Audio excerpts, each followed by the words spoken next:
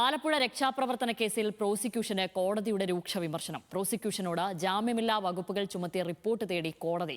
അന്വേഷണ ഉദ്യോഗസ്ഥൻ ഹാജരാകാത്തതിലും വിമർശനമുണ്ട്. വാർത്ത ഉണ്ടാക്കിയിട്ട് കാര്യമില്ല, കോടതിക്ക് വേണ്ടത് വസ്തുതാപരമായ റിപ്പോർട്ടെന്നും കോടതി പറയുന്നു. മനീഷ് ഐഷ മാത്യുവാണ് വിവരങ്ങളുമായി ചേരുന്നത്. മനീഷ്, വാർത്തകൾക്കപ്പുറം വസ്തുതകൾ കോടതിയുടെ മുന്നിൽ എത്തിക്കാൻ ആയിട്ടില്ല എന്നല്ലേ ഇപ്പോൾ പറയുന്നത്? ശാമിനി, തീർച്ചയായും കഴിഞ്ഞ 21-ാം തീയതിയാണ് ഈ ഗൺമാന്മാർ മുൻകൂർ ജാമ്യാപേക്ഷ കോടതിയിൽ, അതായത് ആലപ്പുഴ ജില്ലാ സെഷൻസ് കോടതിയിൽ നൽകുന്നത്.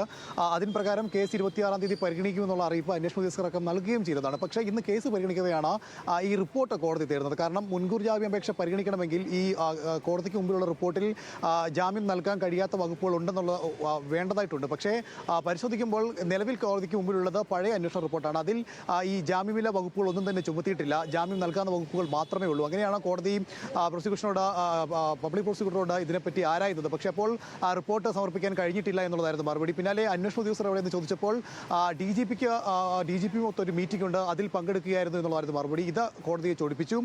ഏത് തരത്തിലാണ് നിങ്ങൾക്ക് ഇങ്ങനെ പറയാൻ കഴിയുക എന്നുള്ളതായിരുന്നു കോടതിയുടെ ചോദ്യം. പ്രത്യേകിച്ച് വാർത്തകൾ സൃഷ്ടിച്ചതുകൊണ്ട് മാത്രം കോടതിയിൽ തെളിവുകളാവില്ല. കോടതിയിൽ വേണ്ടത് വസ്തുതാപരമായിട്ടുള്ള കാര്യങ്ങളാണ്. ആ തെളിവുകൾ അല്ലെങ്കിൽ റിപ്പോർട്ടുകളാണ് വേണ്ടത്. അത് ഇവിടെ ഹാജരാക്കാൻ കഴിഞ്ഞിട്ടില്ല എന്നുള്ളതാണ്. മാത്രമല്ല ഇത് കോടതിയുടെ രേഖകളിൽ രേഖപ്പെടുത്തുമെന്നും എന്തായാലും കോടതി അറിയിച്ചിട്ടുണ്ട്. ഇനിയിപ്പോൾ ഉച്ച കഴിയുമ്പോഴാണ് ഈ കേസ് വീണ്ടും പരിഗണിക്കുക. ഈ കേസ് വീണ്ടും പരിഗണിക്കുമ്പോൾ ഈ റിപ്പോർട്ട് SITയുടെ റിപ്പോർട്ട് നൽകേണ്ടതുണ്ട്. അതായത് ഈ ജാമ്യമില്ലാ വകുപ്പുകൾ അടക്കം ചുമത്തിയുള്ള 5 പേരെ പ്രതി ചേർത്തിട്ടുള്ള റിപ്പോർട്ട് അത് കോടതിയിൽ സമർപ്പിക്കണം. കോടതി സമർപ്പിക്കുമ്പോഴായിരിക്കും ഇനി ഈ കേസ് പരിഗണിക്കുക. അതിൽ മുൻകൂർ ജാമ്യാപേക്ഷ പരിഗണിക്കുക.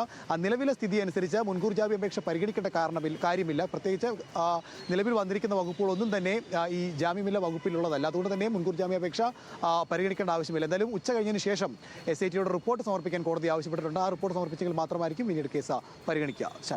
ശരി മനീഷ്.